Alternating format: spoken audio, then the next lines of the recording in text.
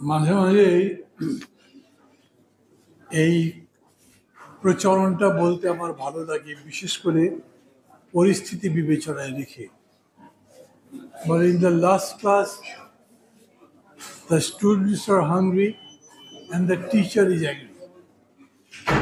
আমি একেবারে লাস্ট পিরিয়ডে, এবং বিভিন্নভাবে সেটা ব্যাখ্যা করা যায়। খুব অল্প কথার মধ্যেই কথাটা শেষ করে ফেলবো।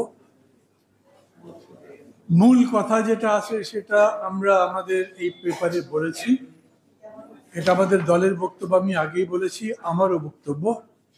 এর সাথে আজকে যে আলোচনা বিভিন্ন বক্তারা করেছেন তার দুটো একটা পয়েন্ট কেবল যুক্ত করব।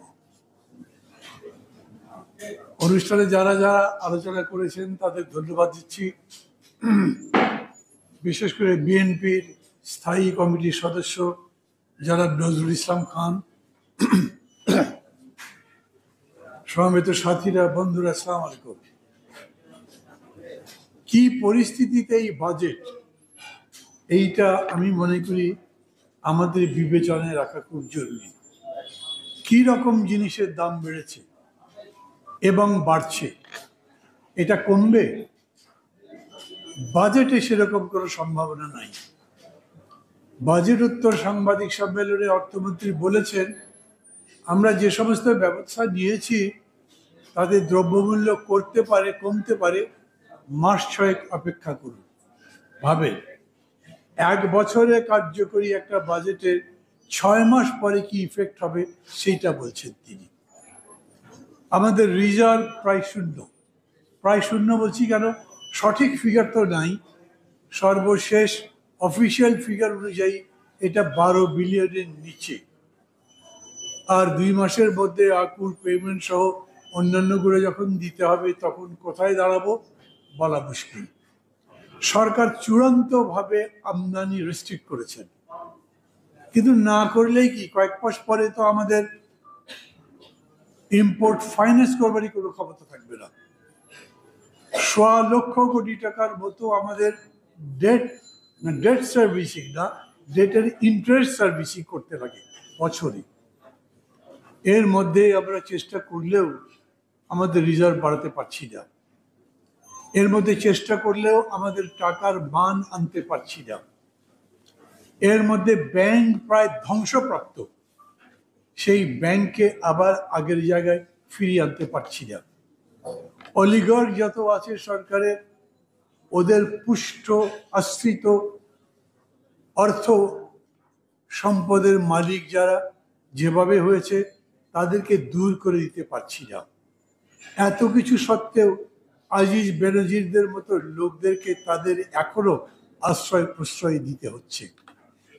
অর্থনীতিতে কোনো শৃঙ্খলা আনতে পারবে তারা, এইরকম সম্ভাবনা আছে?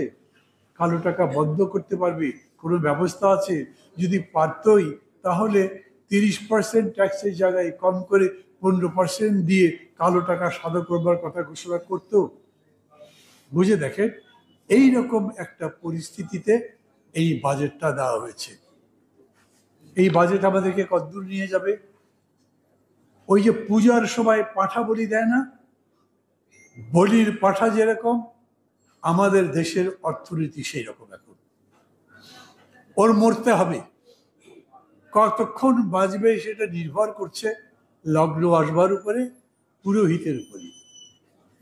এই অর্থনীতি সম্পর্কে এই সেমিনার করবার সময় প্রথম আমি ব্যক্তিগতভাবে চিন্তা করেছিলাম এটার শিরোনাম করব, একটি তৈলাক্ত বাস বেয়ে ওঠার ব্যর্থ চেষ্টা। আমার কেন্দ্রীয় কমিটির অধিকাংশ বা সিনিয়র নেতাদের বলে হলো, এই বাঁশ টাস কথাবার্তা বাজেটের জন্য ভালো লাগবে না, বাদ দিয়ে দিলাম। তারপরে এখন অর্থনীতিবিদরাই বলছে এই বাজেট কোনো দিক নির্দেশনা দিতে পারবে না। যেরকম করে সুব্রত চৌধুরী বললেন, এই শুধুমাত্র উত্তাপহীন বাজেট আলোচনা করে কোনো লাভ আছে?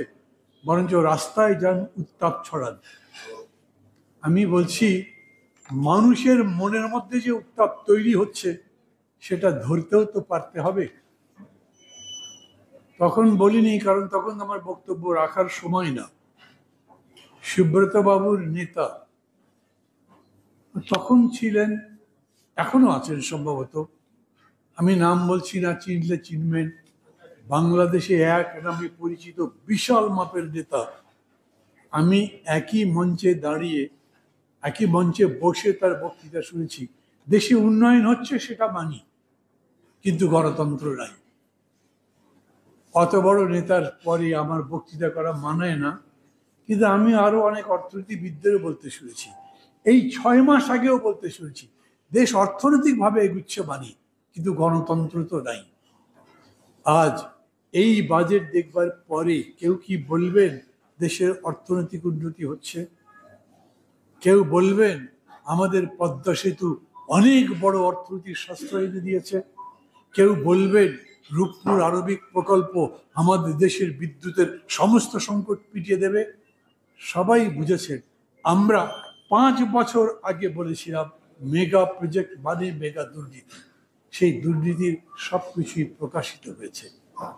আমি আবার বলি, বিস্তারিত আলোচনা তো করবো না, কারণ এই পেপার যা আছে তা আমারই বক্তব্য, তা আমাদের সবার বক্তব্য। এবং শেষে যে কথা বলেছি, আমরা এই গভর্নমেন্টের একটা বাজেট দেবার কোনো রাইটই নাই, কারণ এটা হলো ইউজারপার, এটা হলো দখলদার, জোর করে ক্ষমতা নিয়ে গায়ের জোরেই টিকে আছে। দুর্ভাগ্য হচ্ছে, আমার পছন্দ হোক কিংবা না হোক, এই 1 বছর পর্যন্ত ওরা কি ক্ষমতায় থাকতে পারবে? সবাই চুপ করে আছেন মানে কি উত্তাপ নাই দেখে, নাকি মনের মধ্যে বিশ্বাস করতে পারছেন না 1 বছরের মধ্যে পড়ে যাবে? যদি 1 বছর তারা থাকে, তার মানে এই 1 বছর এই বাজেট তো চলবে? এটাই চলবে না, এটা রিভাইজড হয়ে যাই আসুক, তারপরেও আমরা সবাই জানি বাজেটের মধ্যে লুটপাটের সব ফিচার লেখা থাকে না। বেনজির যে লুটগুলো করেছেন, টাকা পয়সা বানিয়েছেন, জমি কিনেছেন, ফ্ল্যাট কিনেছেন, প্লট কিনেছেন, ওটা গত বছরের বা গত 5 বছরের বাজেট দেখলে বুঝতে পারতেন না। এখনকারও যে বাজেট আছে, এই বাজেট অনেকেই বলছেন লুটেরা বান্ধব বাজেট, কিন্তু এই বাজেট দেখলে কি বলতে পারবেন এই জায়গায় এটা লুটেরা বান্ধব বলে মনে হয়? কেবলমাত্র 30% কি 15% বাড়াবার কারণে যারা কর দিতে আগ্রহী ছিলেন তারা মনে করবেন ব্ল্যাক মানি বানিয়েই করি, সেটা আর এক কথা, কিন্তু বাজেটের মধ্যে সেটা নেই। এই সমস্ত লুট ধান্দাবাজি তার বাইরে করা হচ্ছে। এই বাজেটের মধ্যে যেটা হচ্ছে তা হচ্ছে আমার অর্থনীতি যে ধ্বংসের প্রান্তে এসে দাঁড়িয়েছে তা স্পষ্ট বোঝা যাচ্ছে। এরা যে শ্রীলঙ্কান সিন্ড্রোমে সম্পূর্ণভাবে আক্রান্ত সেটা বোঝা যাচ্ছে। মানুষকে বলতে পারছি এই গভর্নমেন্ট, এই বাজেট, এই সরকার দাম কমাতে পারবে না, দেশের ব্যাংকের অবস্থা ফিরিয়ে আনতে পারবে না, কাজেও ভোট দিতে দেয় না। সেই জন্য যেমন আন্দোলন করবেন, বুঝে দেখবেন নিজের বাঁচার জন্যও আপনাকে আন্দোলন করতে হবে। কেউ কেউ এরকম বলে না, আন্দোলন কেন করবে বলেন, আওয়ামী লীগ ফেলে দেবেন তাই তো, তারপরে কে আসবে, বিএনপি তো একই তো হবে। এখন আমরা বলছি এটা আওয়ামী লীগ বিএনপি বদলের লড়াই তো না, আপনার বাঁচার লড়াই। এটা বাজেট দেখিয়ে বলতে পারবো, এই বাজেট দেখিয়ে বলতে পারবো কোনোভাবে এই জিনিসের দাম করবে না, কমবে না। এই বাজেট দেখিয়ে বলতে পারবো ব্যাংকের লুটতরাজ অব্যাহত থাকবে। এই বাজেট দেখিয়ে বলতে পারবো ধনী আরো ধনী হবে, গরিব মানুষ মারা যাবার মতো। অতএব গরিব মানুষ, নিম্নবিত্ত, মধ্যবিত্ত, নিম্ন মধ্যবিত্ত, এমনকি উচ্চ মধ্যবিত্ত, এদের সবাইকে আগামী দিনের এই আন্দোলনে সামিল হতে হবে, তার কোনো বিকল্প নেই। আমি আবার বলি, একটা একাডেমিক আলোচনা করার মানে এই নয় যে পথের আন্দোলন ছেড়ে দিচ্ছি, বরঞ্চ এই সত্যি পথের আন্দোলনকে যখন একটা একাডেমিক্সে রূপান্তরিত করতে পারবেন, রাজপথের স্লোগানকেও যখন সাহিত্য বানাতে পারবেন, রাজপথের লড়াইকেও যখন একটা আর্ট বানাতে পারবেন, তখনই আন্দোলন জিততে পারবেন। এই যে অভ্যুত্থানের কথা আমরা বলি, এই অভ্যুত্থান তো একটা শিল্পের মতো, এমনভাবে হতে হবে, মানুষকে এমনভাবে পরিকল্পনা মতো আপনি সামনের দিকে নিয়ে যাবেন, আপনি আক্রমণ এমনভাবে শত্রুর বিরুদ্ধে রচনা করবেন, এমন জায়গায় আঘাত করবেন যাতে শত্রু পরাজিত হতে বাধ্য হয়, এমন জায়গায় আপনি আপনার এমন সময় আপনি নির্ধারণ করবেন যেটা বিজয়ের জন্য সবচাইতে ভালো সময় হয়। এই কারণেই থিওরি এবং প্র্যাকটিস মিলেই বিপ্লব হয়। এই কারণেই একাডেমিক্স এবং পলিটিক্স দুটো একসাথে যেতে হয়। পলিটিক্স নিশ্চয়ই ফিল্ডের কাজ, কিন্তু পলিটিক্স একই সঙ্গে একটা থিওরিও বটে। বাজেট আলোচনা এই কারণেই করছি এবং গুরুত্বপূর্ণ মনে করি। আমরা এটাও মনে করি এই আলোচনার ভিত্তিতে এখান থেকে যা শিখছি, আগামী দিনের সরকারের দুর্বলতা যেমন বুঝছি, তেমনি করে মানুষের শক্তিও বুঝছি। সেই শক্তি নিয়ে ঈদের পরে নাকি ঈদের 2 মাস পরে ওই রকম কোনো কথা নয়। আন্দোলন যেরকম করে চলছে লাগাতারভাবে চলবে। এই আন্দোলন ততক্ষণ পর্যন্ত চলবে, আমরা শেষে যেরকম বলেছি, যতক্ষণ পর্যন্ত বিজয় অর্জন না করতে পারি ততক্ষণ পর্যন্ত লড়াই অব্যাহত থাকবে। আচ্ছা, কিন্তু এরকম কি বলা যাবে যে কাল থেকে ভাই সব বাদ দিয়ে আন্দোলন করেন? তো গরু টরু কিনবে না লোকে, কোরবানি দেবে না, ঈদ তো পালন করবে। এই জন্যই অকেশনগুলো আমাদের বিবেচনায় নিতে হয়। সেই বিবেচনার কারণে নয়, সার্বিক পরিস্থিতি বিবেচনা করেই আমরা বলছি লড়াইটা অব্যাহত থাকবে। সময় ক্ষণ বুঝে বুঝেই আমরা আমাদের কাজ করব। বিজয় নিশ্চয়ই হবে, কোনো সময় অন্যায় চিরস্থায়ী হতে পারে না। ভালো থাকবেন সবাই, সবাইকে ধন্যবাদ জানাচ্ছি। আজকের কর্মসূচি এখানেই সমাপ্ত ঘোষণা করছি।